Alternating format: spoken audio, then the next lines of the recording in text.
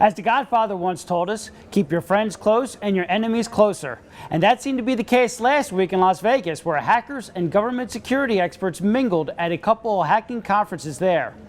Now, while the two sides are probably more frenemies, the relationship hasn't always been easy.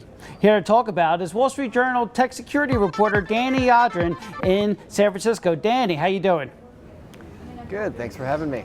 So let's first paint the picture of the conferences themselves. What are they like, and who attends them, and what typically gets discussed there? Well, I mean, if you can imagine sort of a state science fair mixed with, spring break for techies and employees of three-letter agencies, that's sort of what you have going on here. You have a variety of people in the computer security industry, some at the federal level, and others, sort of independent, what you may call hackers. But really, I mean, the key here is not to mess with things for the sake of messing with things. The goal here is that these companies or these industries will see these loopholes and patch them. Now, the timing of these conferences come as we are still dealing with the ramifications of the whole Edward Snowden case. How did that permeate the conferences this year? Exactly, and to be clear here, these two communities have a long-standing awkward marriage where the government gets technical expertise, and hackers get to use toys and not obey laws they may have to obey if they were on their own.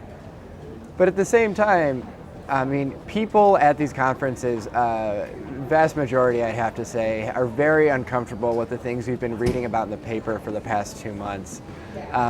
You could go in the vendor hall and you'd see t-shirts that you'll see Mr. Snowden's face and it'll say hero underneath it. But at the same time, what you saw repeatedly was that these two communities have a long history of working together, and they're still willing to do so, even if it's in a quiet and sort of awkward way.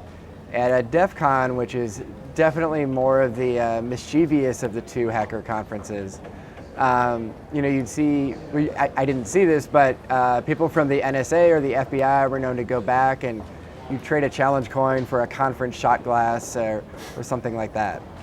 Well, besides trading novelties like that, did these strange bedfellows actually exchange any secrets or information that might be beneficial to both sides? I mean, that's not what you're going to see happening out in public at a place like this. A lot of times when you had someone from the government giving a speech or doing a presentation, it was undoubtedly half recruiting pitch. And then what you saw a lot of was a lot of very open and actually respectful conversations about civil liberties. Saturday night, you had a handful of current and former Obama administration officials debating those topics over glasses of scotch in a very small conference room. And they actually asked, who would be opposed to working in the government? And only one person raised her hand in the back. You also had Jeff Moss, the founder of both of these conferences, had a private dinner with General Keith Alexander, head of the NSA, on Tuesday night.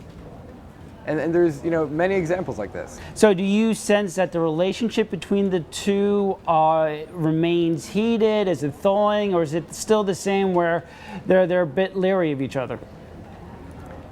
I mean, again, both sides have always been a little bit leery of each other, if not because they're just very different cultures. But I mean, what you're seeing is that in spite of strong disagreement in the hacker and computer security community with what's going on at the NSA, there's still a dialogue there, and they're making the calculation that there can be more to gain if they're talking than if they're ignoring each other. Interesting stuff. Thanks for joining us, Danny. Thanks a lot. This has been Digits. I'm George Stahl.